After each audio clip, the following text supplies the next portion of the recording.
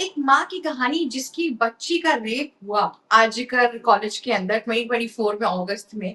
उसने सिर्फ और सिर्फ जस्टिस के लिए पॉलिटिक्स ज्वाइन कर लिया और इस टाइम पर वो सबसे ज्यादा चर्चित नेता है बीजेपी की तरफ से। एक तरीके से बहुत से पॉलिटिकल एनालिस्ट ये भी कह रहे हैं अनुपमा जी की वो एक तरीके से ब्रह्मास्त्र की तरह काम आएंगी, जिनका नाम है रत्ना देवनाथ और वो पानी हाथी की कॉन्स्टिट्युएंसी से लड़ रही है। इस जगह के मैं खास बताती हूँ आपको कि यहाँ पे 95% हिंदू पॉपुलेशन है, करीबन 3 से 4% माइनॉरिटी की पॉपुलेशन होगी। तो बहुत हद तक चांसेस है कि यहाँ पर रत्ना देवनाथ जीत सकती हैं। और दूसरी ओर अभी एक वीडियो बहुत वायरल हुआ है जिसकी वजह से उनकी जो जीत है वो सुनिश्चित हो चुकी है। एक तरीके से वो जगह जगह जब लोगों से मिल रही थी उस टाइम पर लोग उनसे गले मिलकर रो रहे थे। ये जो पिच है, जो बहुत अच्छा मीडिया हाउस है, उन्होंने ये कवर भी किया था और हर कोई उनसे मिलकर रो रहा था, क्योंकि उनकी बेटी के साथ जो हुआ है वो सब लोग फेस कर पा रहे हैं। जब थोड़े दिनों पहले उनकी पीएम नरेंद्र मोदी के साथ वीडियो वायरल हुई थी, वहां पर उन्होंने एक चीज बोली थी कि मैं अपनी बेटी का नाम पब्लिकली डिस्क्लोज करना चाहती हूँ और मैं चाहती हूँ कि अगर मैं इलेक्शन जीतूं तो दोबारा से ये जो पूरी फाइल है ये रीओपन हो और मेरी बेटी को जस्टिस मिले।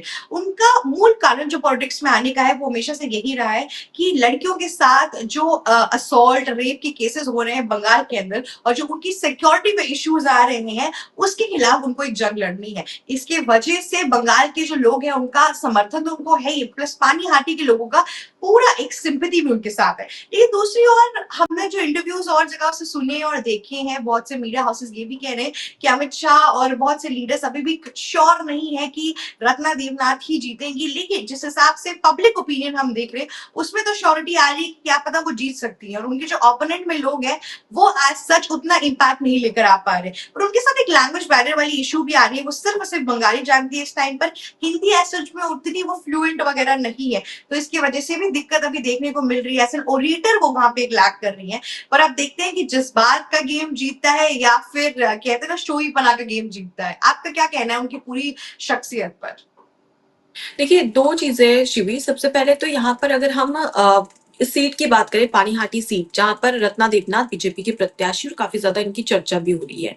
जिस तरीके से हमने वो वीडियो देखा, तो उस वीडियो में साफ नज़र आ रहा है कि जब वो जनता के पास जाती है, पानीहाटी सीट के जो वोटर्स उनके पास में जाकर, उनके घर पर जाकर हाथ जोड़कर वोट की अपील करती है, तो तमाम जो माएँ हैं, वो रो रही है। उनके सामने रो रही है, वो सच में नज़र आ रहा है, वो दुःख, वो पीड़ा नज़र आ रही है कि भई एक बेटी को खोना और इस दर्दनाक घटना और इस शर्मनाक घटना के बाद में उस बेटी को खोना कितना दर्द और हृदय विदारक हो सकता है। और ये चीजें साफ तौर पर उन तमाम जो माएँ हैं उनकी आंखों में नजर आ रहा है।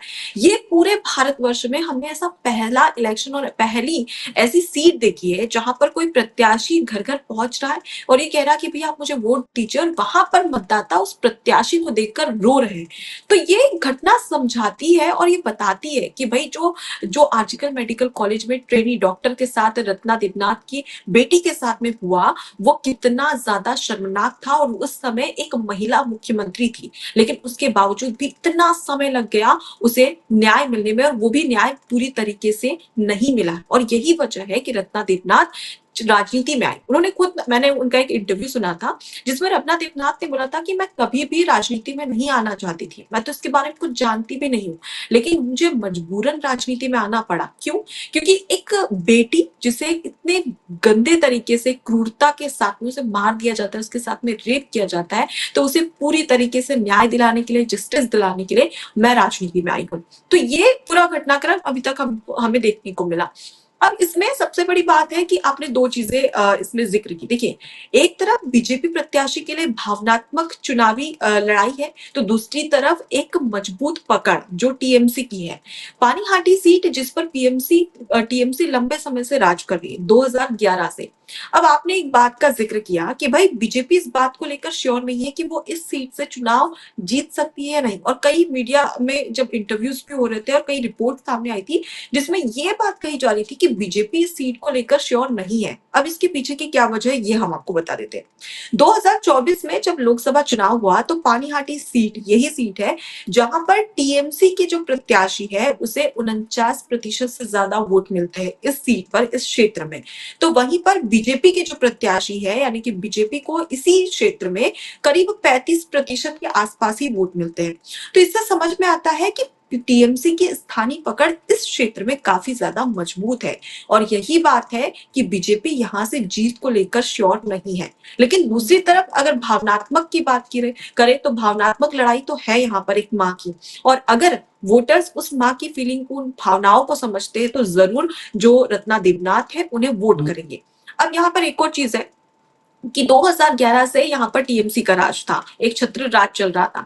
टीएमसी से पहले जो सीपीआईएम है वो यहाँ पर लंबे समय से राज कर रही थी। तो मतलब इन चीजों से समझ में आता है कि बीजेपी के लिए एक और बड़ी मुश्किल है कि यहाँ पर बीजेपी का उतना ज्यादा वर्चस्व ना पहले था और ना भी है, शायद आगे रह सकता है रत्ना देवनाथ के बाद। तो ये तमाम चीजें जो मुझे नजर आती है और यही वजह है कि बीजेपी यही सीट को लेकर पूरे तरीके से श्योर क्यों नहीं है कि वो जीत सकती है या नहीं। सही बात है। और बीजेपी के पास अभी ये पूरा कंफ्यूजन आया हुआ है, लेकिन जिस हिसाब से रिस्पांस आ रहा है रत्ना देवनाथ के लिए वो बहुत एक तरीके से कहते हैं ना कि वार्मिंग रिस्पांस आ रहा है, लोग उनको रिस्पॉन्ड कर रहे हैं और साथ ही साथ उनके जो समर्थक है उनके साथ चल रहे हैं।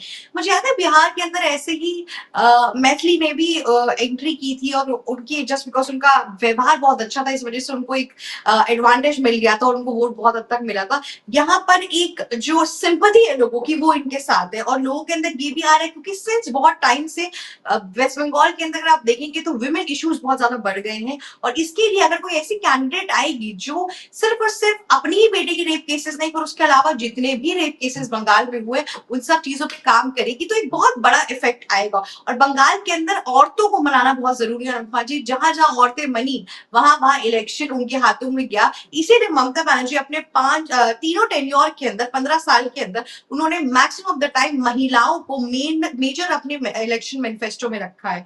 पिछली बार 1500 दे रहे थे, इस बार बीजेपी ने बोला कि वो 3000 देंगे। तो महिला का जो पूरा मुद्दा है उसके ऊपर बीजेपी ने बहुत बखूबी काम किया है और आजकल की जो विक्टिम की जो माँ है उनसे भी यही एक्सपेक्टेशन है कि वो अपनी चीजों पे खड़ी उतरे अगर उनको जनता मौका देती है तो। बिल्कुल शिवी, और सबसे ज्यादा दिलचस्प इसी सीट पर एक मोड़ देखने को मिलेगा जब इलेक्शन होगा 29 अप्रैल को, जब वोटिंग होगी और वोटिंग के बाद 4 मई को रिजल्ट आएगा।